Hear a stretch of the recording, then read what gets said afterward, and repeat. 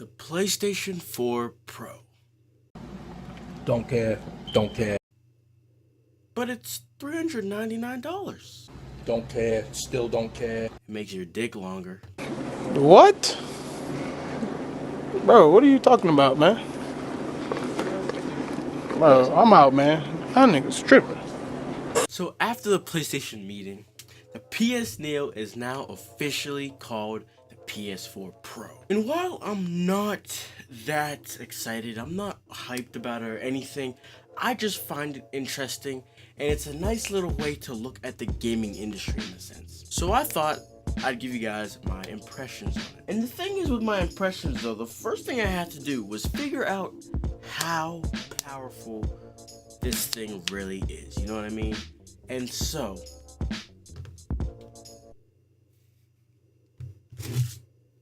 I did some research. And so I'm gonna give you guys a little quick comparison and just give you guys an idea of how powerful the PS4 Pro really is, okay? Let's begin. So if you remember back in E3 days, whenever the Xbox Scorpio first got announced, they brought up the idea of teraflops.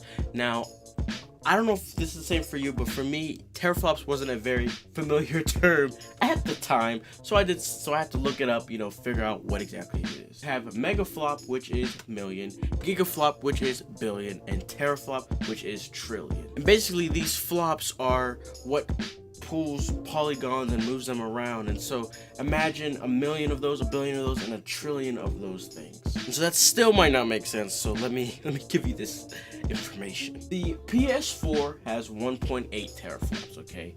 The Xbox One, first edition has 1.3. So that gives you a slight idea, okay, so PS3 1.8, Xbox One 1.3. Now the PS4 Pro is supposed to have 4.2, and the Xbox Scorpio is supposed to have 6 teraflops. And as a base understanding of what that means, the strongest graphics or computer, whatever the heck it is out right now is the NVIDIA GTX 1080, and that has 8.9 teraflops. And with that computer, you could basically run any game 4K 60 FPS that you would want to. So that's a nice little brief explanation. And so this is where my impressions of the PS4 Pro comes in hand. My first question was, how in the world is this thing able to be $399? If this is supposed to give us 4K gaming, how is that going to be only $400? Because 4K struggles to run on,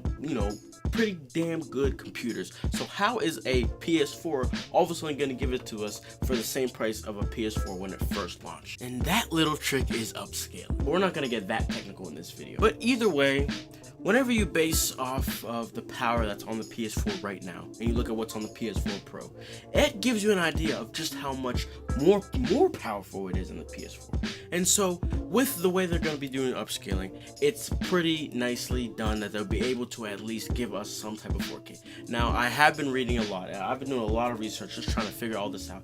And it is saying it's not native 4K. And people are saying native 4K, there will be a clear difference between native 4K and the upscaling that the PS4 Pro will be doing. But at the end of the day, I don't think this whole 4K is the climax or the main purpose of creating the PS4 Pro. And so my impressions for this also, I have to bring in the Scorpio a lot, so just bear with me the fact that I'll be bringing this in a lot. But what I'm seeing is that the PS4 is right here, the Xbox One is right here.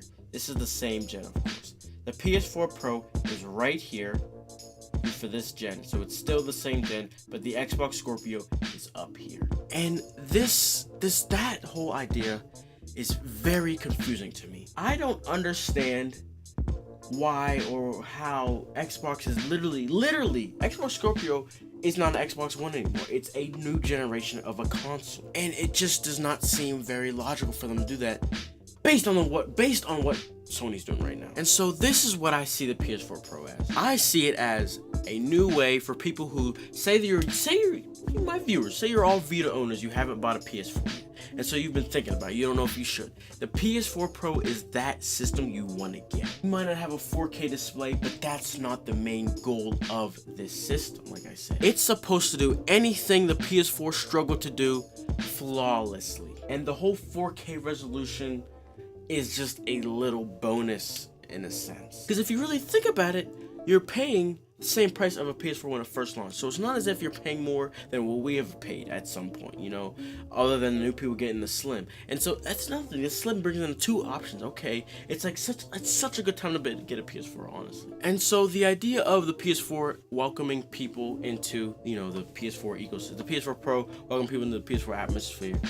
Another thing behind that is the idea that it's not all about 4K, like I was explaining. What I'm seeing is that the PS4 Pro will play, like I said, anything the PS4 struggles to do is gonna do it flawlessly. So the PS4 Pro is a game, Deus Ex, Mankind Divided. Okay, I thought the game looked cool and everything, and I just looking now, the game has some problems. Okay, on the PS4 and Xbox One, it drops frames a little bit, and it has very long loading times.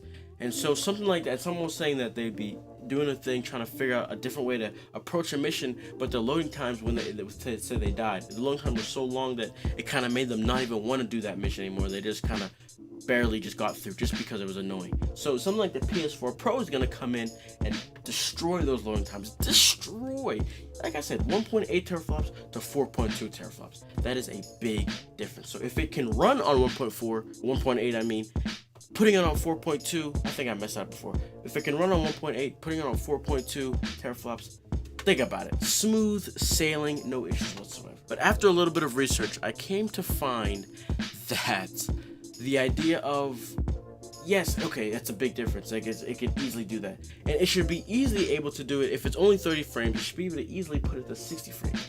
But I'm reading that the Deus Ex, I'm so mad I can't figure it. But that game, they're not actually planning on upping it to 60 frames. We're going to keep it at 30, but it's going to be a completely smooth, never dropping 30 frames. Now, I don't get that.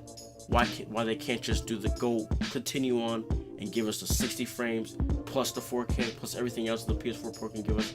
I don't know why, and I feel like that's going to be happening for more than one game. They've already said that for online games, you know, they're not going to be giving 60 frames to PS4 Pro users because it does give them an advantage in a sense. And I just don't understand why. Okay, Deus Ex, that's an offline game.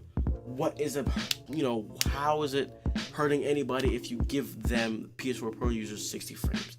That's the only thing I'm seeing about it, and I don't know what to say about that. And the last thing there is that's a big controversy for the PS4 Pro is the idea of no Ultra HD Blu-ray or 4K Blu-ray hard drive, whatever, for the PS4 Pro. Basically, what's going to happen is you can't get 4K Blu-ray DVDs and put them in your PS4 Pro, but the thing is the Xbox One S can do that.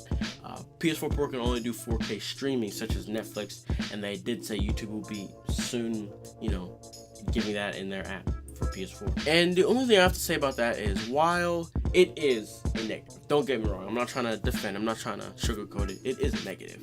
But at the end of the day, what are we buying our PS4s for? Huh? Are you buying it as a Blu-ray player or a gaming console? And I feel like Sony thought about that, and instead of adding that into it, you know, they took it out because it is a upgraded console.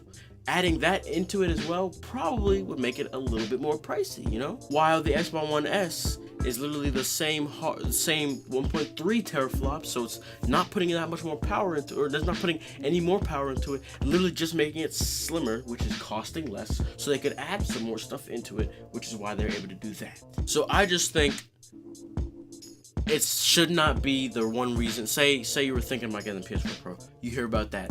Just hearing about that should not sway your decision on buying it. It shouldn't be like, oh, it doesn't have 4K Blu-ray, I'm not getting it, you know? It shouldn't. But other than that, that's all I gotta say. Thank you all for listening. It's a big topic, you know, a lot of stuff. Very shaking up the internet, honestly. Shaking up the gaming industry a lot because this whole 4.5, PS4 4.5, you know, half next generation that they're all doing. Very weird. Some people hate it, some people like it. It's just very big controversy, you know. So I thought I would give you guys my impressions on it. We had a nice little talk about this in our stream yesterday, so the other day. I don't think it was yesterday, but so I thought that was cool. But other than that, that's all I gotta say. Thank you all for watching. Be sure to leave a like if you enjoyed the video. Thumbs up, you know. comment. Let me know what you guys think about this in the comments below, because it's very, very weird, honestly, very weird. But yeah, like I said, that's all I gotta say. So thank you all for watching, and I'll see you all next time. Peace. You see, I'm waiting and they hating, and I'm sipping on my tea. Bad bitch walking past, may I stop you, please? Man, I'm hungry as a bitch, but this life ain't free. If I'm trying to get this money, I can't really shake a tree. I be working, it's 3:15. When I stop, I don't care. I don't care.